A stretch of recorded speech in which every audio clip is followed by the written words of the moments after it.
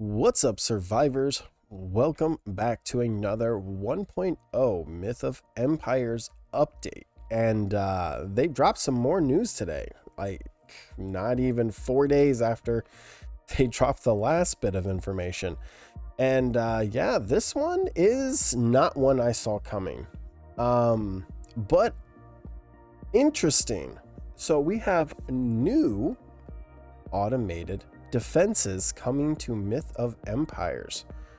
So we are also now getting the Chinese ballista, which from the looks of it, it's I don't know if this is supposed to be reenacting the whole fan thing, like, you know, if you ever watched the Lord of the Rings and the dwarves shot those ballistas that knocked the elven arrows out of the sky. Yeah, that's kind of what I think about when I see this over here. But we're now getting new automated defenses. We're getting an automated ballista. So the Chinese ballista is a heavy-duty automated ballista, fires giant chain-type bolts that that unfold into umbrellas. Okay, so yeah, like it does that. That can shoot down incoming projectiles. Interesting. Pretty much is what I expected. Now these things are, to some extent, do have some historical accuracy, although I'm not too sure. I remember reading something a long time ago about they did try something like this, but it never like actually took. So yeah, so it's a little mix. Now the whole automated thing is obviously not real because they're not automated. The ballistas can be powered by pigs, wolves, leopards.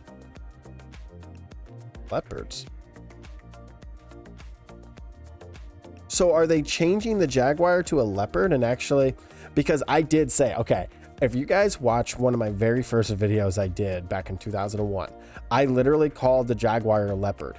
I kept saying it looks more like a leopard. It didn't look like a jaguar. Now they're calling them leopards. Obviously, I had nothing to do with it. I wasn't the only person who brought that up. Thousands of people brought that up. But I just find it funny that they're now just going to call them leopards. Instead of just turning them into jaguars, they just changed the name. Cool. That's just my guess. Or tigers placed into the power cage. Now, I wonder, now, if tigers and leopards can fit into the power cage, which is, I'm assuming this thing down here, these things must be pretty big. Tigers are 2-3 times the size of a player, which means that these must be big, like a 2x2 foundation big. Interesting. All right, well, let's move on to the next thing. So the next thing is the toxic ballista. So a small ballista that fires poison bolts. Kind of saw that one coming. The poison on these bolts slows enemy targets and can even inflict considerable damage. The ballistas can be placed like normal defenses or even hung upside down from a ceiling or a platform of a giant sky lantern. Oh, which are also powered by rabbits or foxes placed in the power cage, which is right here.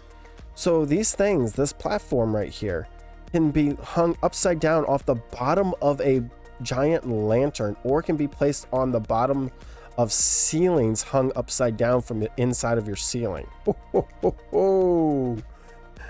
Meta's about to go through a big change. First, they announced all the new aerial stuff, and now this. Wow. And then the automated flamethrower. A small automated defense and unleashes infernal fury upon enemies that get too close. Powered it by placing a rabbit or a fox in the power cage. I'm assuming you're going to need fuel too, just like you do with the manual flamethrowers, but now we're getting automated ones. Oh, holy smokes, guys. The game is literally going to be completely different. This is insane. We better be getting some hardcore PvE raids or something, because otherwise the only thing this stuff is going to be useful is for PvP. But that's cool. So we're getting 2 new ballistas. We're getting one that's a stationary ballista that you place on something.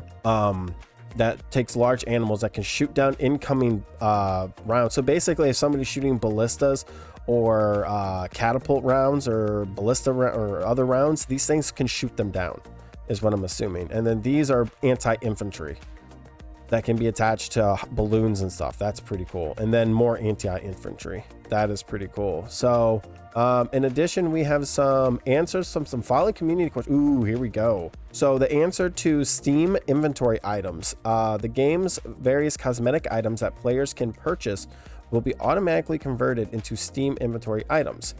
As long as the cosmetic item has been used, it will be tradable on Steam community markets. Interesting.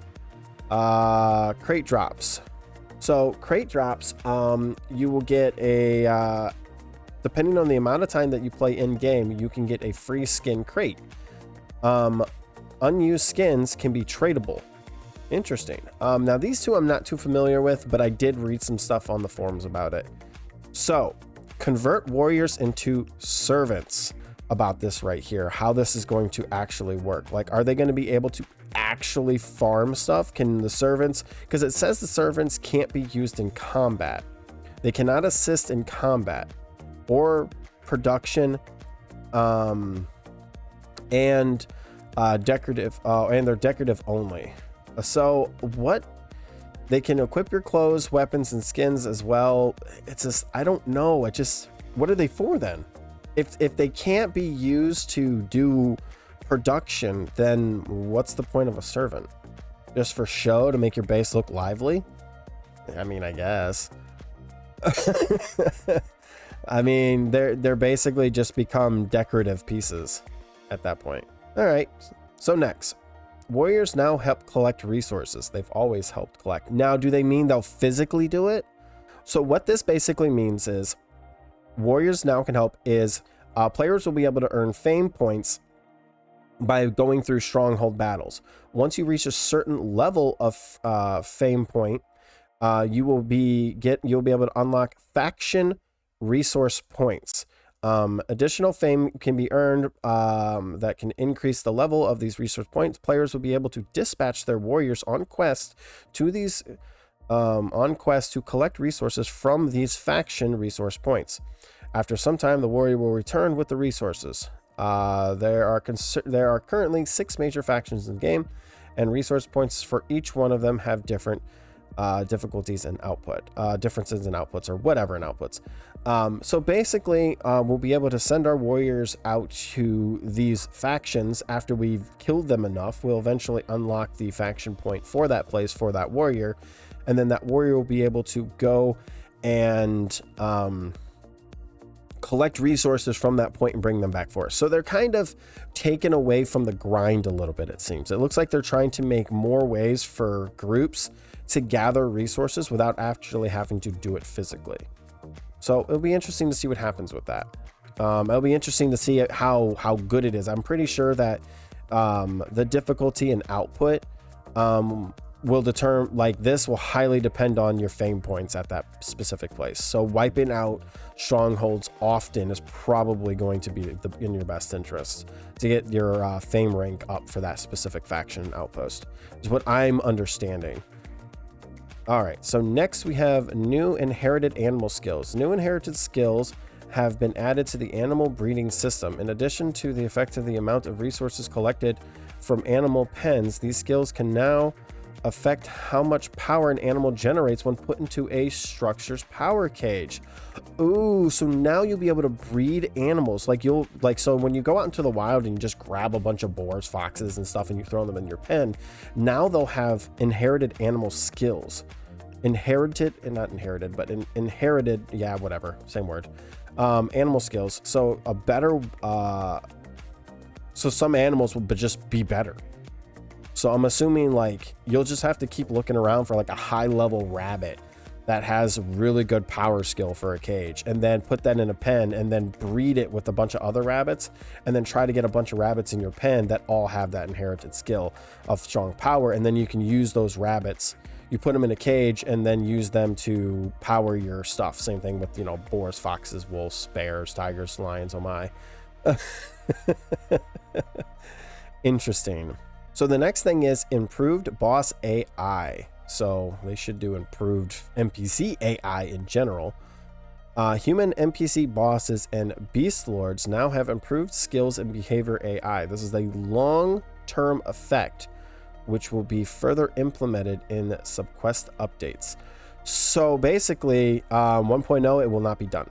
It will still be in development, but they are slowly improving the AI system of the game. That is good. That is really good. Now, the biggest question that a lot of people have been asking that I've noticed is, are the servers going to be region based? Because as of right now, a lot of people, even though the servers are saying there's, you know, the Asian servers, there's like the European server, and there's the North American server, they don't feel like they're actually in the US right now. Now, with the game relaunching on Steam in February, a lot of people are assuming that it's not February 5th, even though it did say in a couple of different posts that it was February 5th, as well as in one of their major posts. They themselves have just been saying February ever since those dates. So some people are thinking it's not February 5th now. So it'll be interesting to see what happens. I'm hoping it is, but at the same time, I don't know. I have mixed feelings. So yeah, because as you can see down here, re-releases in February of 2024. It doesn't say the 5th anymore. They've stopped saying the 5th. My guess is just in case it doesn't release on the 5th. Are we actually going to have North American and European based servers? Like, are they actually going to be based in those regions, or are they just going to keep calling them North American or European servers? Because I personally, I'm fine. Like, I've been playing the original games off and on now for like the past month. Just kind of relearning some things, even though they're going to be changing a lot. I just kind of want to make sure that I kind of still have the groundworks of the game. So when I go to make new guides and stuff for all the new stuff, I'm able to better inform people of everything, of any changes, or as well as being able to jump in and be like, hey, this is still the same way. You don't have to worry about it. Or, hey, this has changed, blah, blah, blah, blah. But I get about 70 ping. And if I was playing on an actual Asian server, that'd be 200 plus. So I don't think it is an Asian server, just disguised as North American in text. I don't know. But there's been a lot of questions about making sure that the servers are actually region based, because there are a lot of people that have been struggling with ping issues. So it could just be their own internet. I don't know. Who knows? But we'll see. I know that's a question that's been on a lot of people's mind. And then, of course, you know, they're going to keep giving us more updates. They've been pretty regular almost every week now for the last month and change. They've been putting out something. So we've been getting a lot of information. You know, Myth of Empires is currently still scheduled to re-release, or release in February. In the meantime, they will continue to release new gameplay updates, and all that. I know they recently added in the PvP zones for the resource collectors on the PvE server. Well, I shouldn't say server, on the PvE realms within the servers. So, because the server is made up of multiple, well, I say realms, but they're actually called something else. Counties. They're called counties. I know the PvE counties now have PvP zones in them, and those are the collection resources because they want people to fight over them. And now there's this big red box around them that's just like a big glowy box that's annoying as hell. I've actually stopped playing because I'm getting tired of seeing them. But anyways, I just wanted to get this out real quick for you guys. I know this was a little bit of a long one, even though there really wasn't a whole lot to talk about. But yeah, I'm excited. We're getting there. We have hopefully just under 4 to 5 weeks left. We'll see what happens. But yeah, just wanted to get this out there for you guys, and hopefully you guys are excited for the relaunch / launch of Myth of Empires version 1.0 with the new automated defenses and the new air stuff that they've announced already, all the new changes that are going to be coming. I know they're still going to be talking about the new skill system setup. I know they've got some combat changes that they're been hinting at for a while now, and so much more. And hopefully they remove blood oath from horses. Yeah. But anyways, guys, take care, and I will see you guys out there. Peace.